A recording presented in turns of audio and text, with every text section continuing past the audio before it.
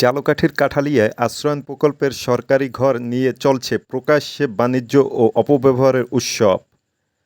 ভূমিহীনদের জন্য বরাদ্দকৃত ঘর লাখ লাখ টাকায় বেচাকেনা, অবৈধ দখল, এমনকি মানুষের থাকার ঘরে গরু পালন ও গুদামঘর বানানোর মতো গুরুতর অভিযোগ উঠেছে।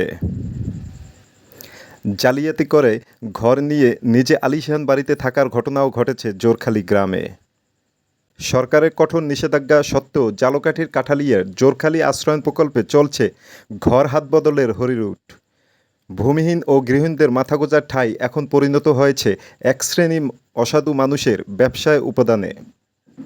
অনুসন্ধানে জানা গেছে, প্রকল্পের 18 নম্বর ঘর বরাদ্দ পেয়েছিলেন হালিম, যা তিনি বিক্রি করে দিয়েছেন শহীদ ব্যাপারীর কাছে। একইভাবে 7 নম্বর ঘর হনুফার কাছ থেকে হোসনেয়ারা এবং 10 নম্বর ঘর শহীদুলের কাছ থেকে কিনে নিয়েছে রোজিনা। বাদ যায়নি 2 নম্বর ঘরটিও। কবির নামের এক বরাদ্দপ্রাপক সেটিও বিক্রি করে দিয়েছে মোটা অঙ্কের টাকায়। অনিয়মের এখানেই শেষ নয়। 39 নম্বর ঘর কিনে সপরিবারে থাকা মোস্তফা কামাল নামের এক ব্যক্তি 20 নম্বর ঘরটিকে বানিয়ে ফেলেছেন নিজের ব্যক্তিগত গুদামঘর। আর মিজানুর রহমান নামের আরেকজন মানুষের থাকার সরকারি ঘরকে রীতিমতো রূপ দিয়েছেন গোয়াল ঘরে। যে মানুষ থাকতে পারে না আর মানুষ আতাল ঘর বানাই রাখছে। কে বানাইছে? কে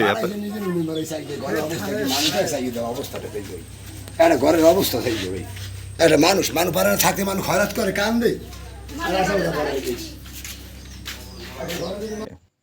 জালিয়াতির চরম দৃষ্টান্ত গড়েছেন হেলেনা নামের এক নারী।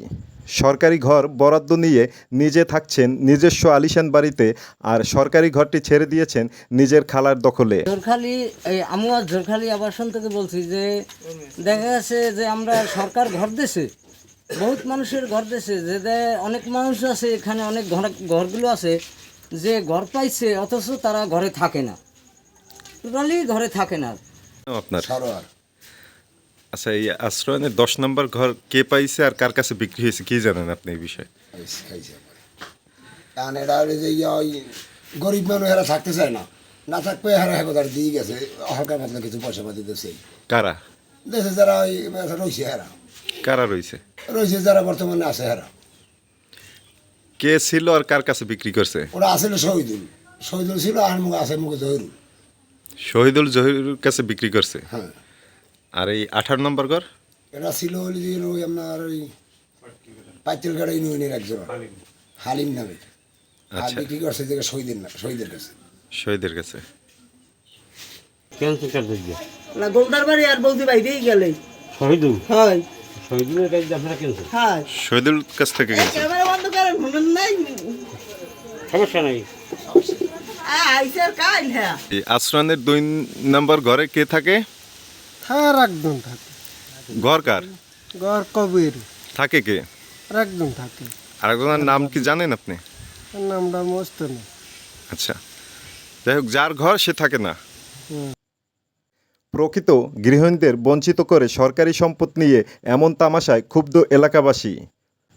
অবিলম্বে তদন্ত সাপেক্ষে এই অবৈধ কেনাবেচা বাতিল করে প্রকৃত ভূমিহীনদের ঘর বুঝিয়ে দেওয়ার দাবি স্থানীয়দের।